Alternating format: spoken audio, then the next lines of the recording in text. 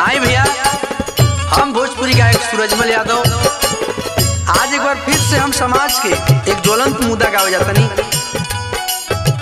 एक गीत में एक पिता के दर्द बा। वो बाप जवन बचपन से पोस पाल के अपन जिगर के टुकड़ा के सारी संपत्ति दहेज के रूप में देला के बाद भी जब बेटी के मार दिया जाता, वो पिता अपन बेटी के चिता पर रो रो के आ समाज से यह कहता। सुनिए भैया, मारी दिहल बिटिया के जनवा हो,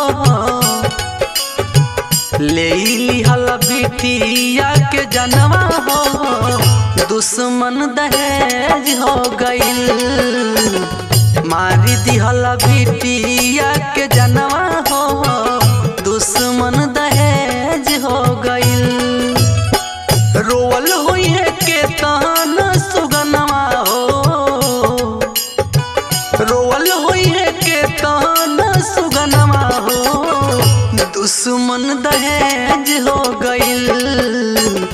ले लिहल बिटिया के जनवा हो, दुश्मन दहेज हो गइल। माँ की परछाई और पिता के ख्वाब थे तुम, कांटों के बीच खिलता हुआ गुलाब थे तुम।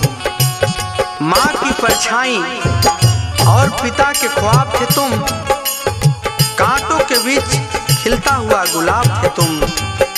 तुम सिर्फ बेटी नहीं थी, अपने माता पिता के जान थे तुम।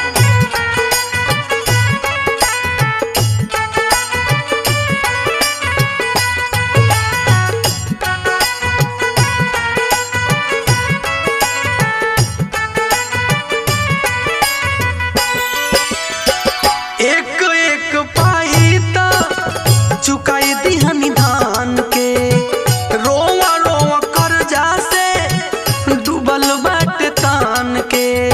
हे भगवान, का कमी रह गइल हमरा से जे पूरा ना कर पौनी।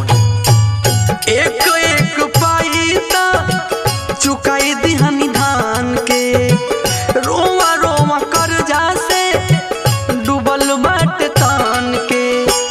बाकी कौन रह गइल खजानवा हो, बाकी कौन रह गइल खजानवा हो, दुश्मन दहेज हो गइल। ले लिहल बिटिया के जनवा हो, दुश्मन दहेज हो गइल। रोल होई है के ताना सुगनवा हो, रोल होई है के ताना सुगनवा हो, दुश्मन दहेज हो गइल। मारी दिहल बिटिया के जनवा हो, दुश्मन दहेज हो गइल।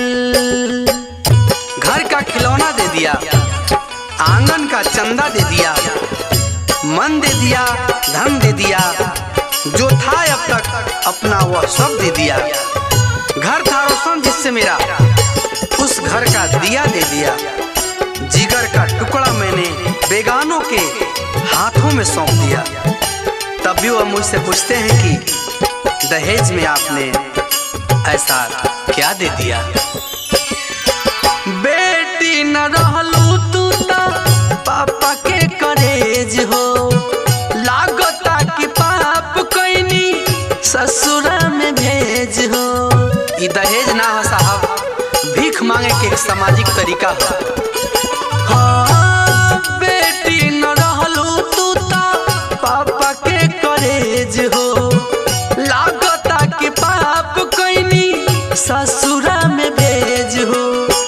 लूट गइल अनमोल रतनवा हो, लूट गइल अनमोल रतनवा हो, दुश्मन दहेज हो गइल। मारी दिहल बिटिया के जनवा हो, दुश्मन दहेज हो गइल। छछनल होई है मोर सुगनवा हो,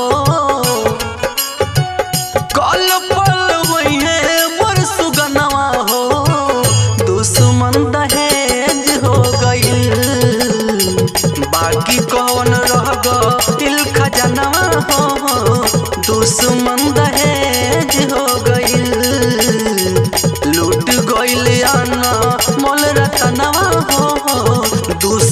दुश्मन